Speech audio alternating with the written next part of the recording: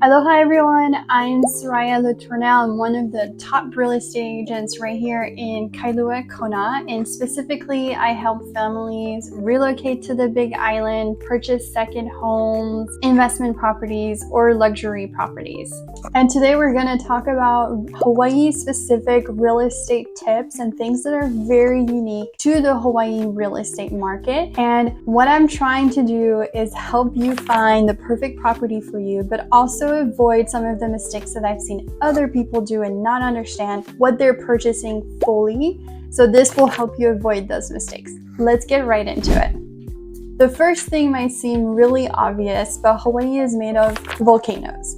And so, for example, the Big Island is made up of 5 different volcanoes. You have Kohala, Mauna Kea, Mauna Loa, Hualalai, and Kilauea. Mauna Loa and Kilauea are active volcanoes, just so that you know. So when you are looking into real estate on the Big Island, it's very important to look into the lava zones. I think there's a lot of misunderstanding as well as far as which lava zones are good ones, right? It depends on who you are and your risk level, and which ones are maybe not as good. Lava zone 2 and below are the highest risk lava zones, where you have the highest chance of lava flow going over your property and destroying everything in its path. Lava zone 2, you can actually get a loan, but you will pay penalties and a very high insurance. If you're in lava zone 1, that is not lendable. It is too high of a risk and the banks are not willing to give you any type of money or loan to build on there. If you're looking at lava zones 3 and higher, typically you're in a much better place. It is completely lendable. For example, Kona and Hilo have a lot of properties that are in lava zones 3, 4, that's more acceptable. And the higher up you go on the Big Island, the higher the lava zone levels. So if you're looking in Waimea areas, it's not uncommon to have lava zone 7s all the way up through 9. They're way safer because in order for lava to flow that way, it actually has to go uphill, which is very unlikely. So that's why it's a much higher lava zone.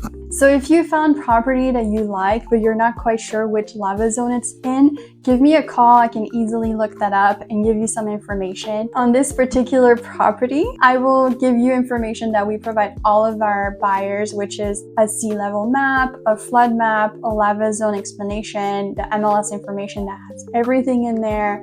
So you can see if there's any type of CCNRs, HOAs, anything like that. The second thing that you should know about Hawaii real estate is that properties do not all have the same ownership. So when you're looking at a typical home on the mainland, you'll own it, you have the rights to it, and you'll be able to die and pass that on to your kids. In Hawaii, we have a different type of ownership, which is something that a lot of people ask me about because those properties are way cheaper than the other types of properties. And those properties are leasehold properties. And what that means is that you have a certain person who owns the land, and then you lease the property for 75, 100 years, or whatever it may be.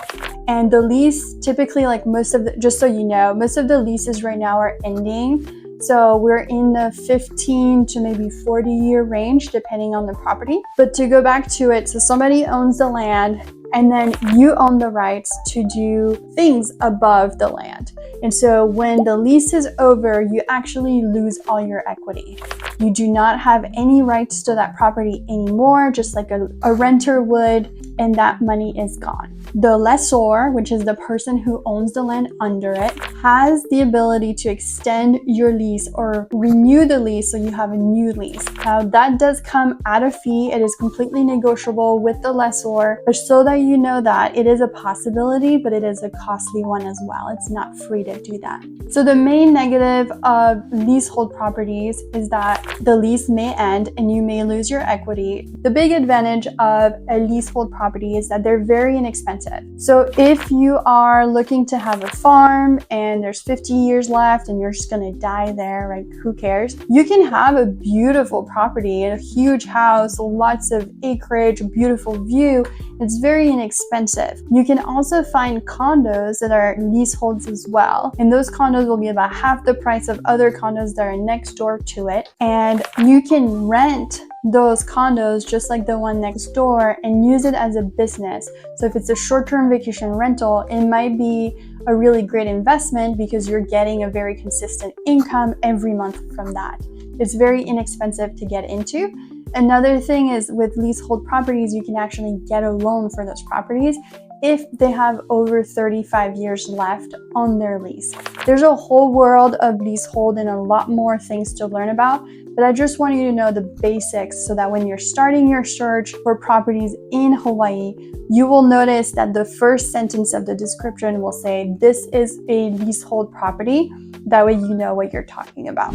The third thing that you should know about purchasing or looking into properties in Hawaii is that the building process is extremely long locally. And the reason for that is that it's very difficult to get your plans approved by the local planning department. In addition to that, once your plans are approved, to find a builder who's available and can actually build your home is a whole entire new process as well. Typically, the waiting times to get your plans approved is about 12 to 18 months. And then once you have your plans approved, most reputable builders have a waiting list of about 2 years. If you're able to get on their list, it will probably take another year or so to get your property built. So all in, you're looking at least 3 years to build a house from scratch and submitting your own plans. Now, I do want you to know that the Hawaii County is trying to fix those issues and those long lead times. And so what they're doing instead is they do have pre-approved house plans and kit homes that you can purchase. And the typical waiting time for those plans is between 8 and 9 weeks. And then same thing, you still run into that hurdle of finding a contractor who's available, who doesn't have too long of a waiting list. So that will be about the same, but at least you're able to get your kit home as well. The places where you can purchase kit homes are HPM Homes and I believe Hansador. There may be another vendor that I'm not aware of. And what they do is they deliver the full home that needs to be assembled and you need somebody to assemble it, hence the contractor. So please plan accordingly when you're looking into doing that. The fourth thing that I think a lot of people should know about, and it sounds kind of obvious to some, but there is a west side and an east side to every single island in Hawaii. And the west side typically is the dry side, and the east side is typically the wet side.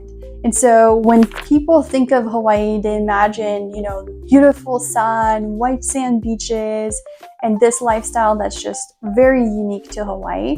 But there is another side to it that is very wet, very rainy, with black sand beaches, a lot of grass everywhere, and the tropics, right? It's very jungle-like, and that's typically the east side. If you're looking at properties that are on the east side, expect about 2 to 3 hours daily of rain.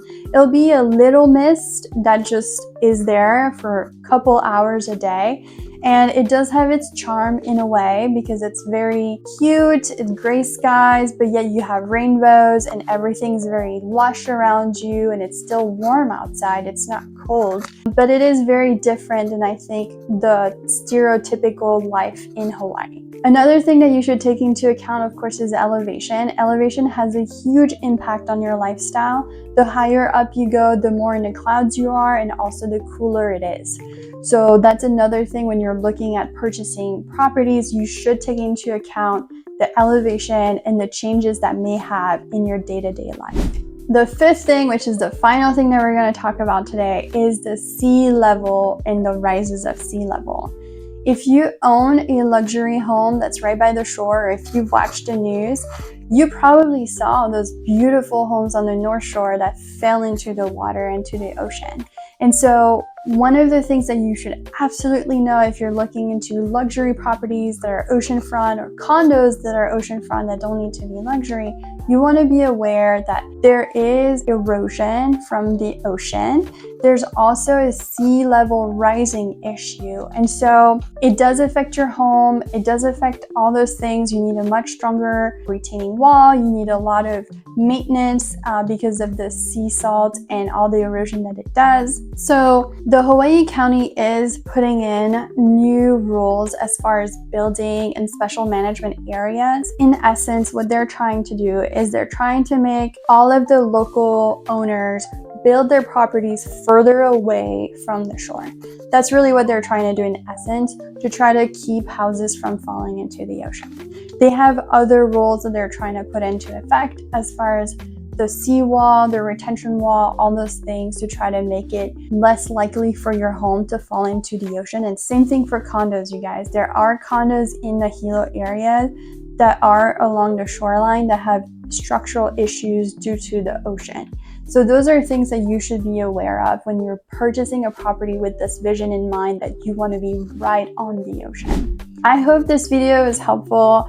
And if you have anything that you want to talk about, any homes that you want to talk about, or start the process of moving to Hawaii, book a non-pressure meeting with me. We're just going to talk about your goals, what you're looking for, and see if we're a good fit to work with each other, and see if I can find anything that fits your needs, and then we'll start the process that way. Thank you for watching. Aloha, and please subscribe to the channel.